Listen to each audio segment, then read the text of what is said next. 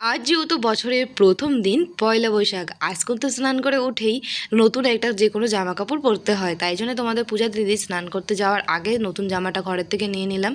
তো তারপরে আমি একটা পাপোশ কিনে নিয়ে এসেছিলাম আগের দিন, তো সেই পাপোশটা পেতে দিয়ে কলে চলে এসে এখন স্নান করব দেখে। আর এই দেখো জামা কাপড়গুলো ছিল বাসি, তো এগুলো শুধু রাতে পরে ঘুমিয়েছিলাম দেখে সেই জন্য কিন্তু জল ধোয়া করে মেলে দিয়েছি। তো একটু পরেই কিন্তু আমাদের বাড়িতে কত লোকজন আসবে, খুব আনন্দ লাগছে আমার যে আমাদের বাড়িতে আজকে কিছু আত্মীয় স্বজনরা আসছে। তো কারা আসছে সেটা তো তোমরা আসলেই দেখতে পাবে। তো চলো, তার আগে ঘর বাড়িগুলো তো গোছানো হয়ে গেছিলো সকালে আমার, তোমরা আগের ভিডিওতে দেখেছিলে। আর এখন তোমাদের পূজা দিদি যেহেতু আজকে বছরের প্রথম দিন, দেখো আমাদের বাড়িতে কতগুলো হনুমান এসেছে।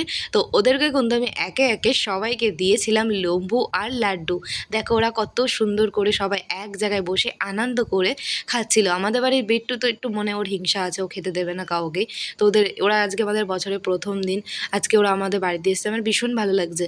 তো এখন স্নান করে আমি গোপাল সোনাকে সেবা দেবো, তাই জন্য তাড়াতাড়ি করে ব্রাশ করে নিয়েছি। তো ব্রাশ করে এখন স্নান করে নতুন নাইটিটা পরে নেবো। তো চলো বন্ধুরা, তাড়াতাড়ি করে এই কাজগুলো করে নিই। টাটা।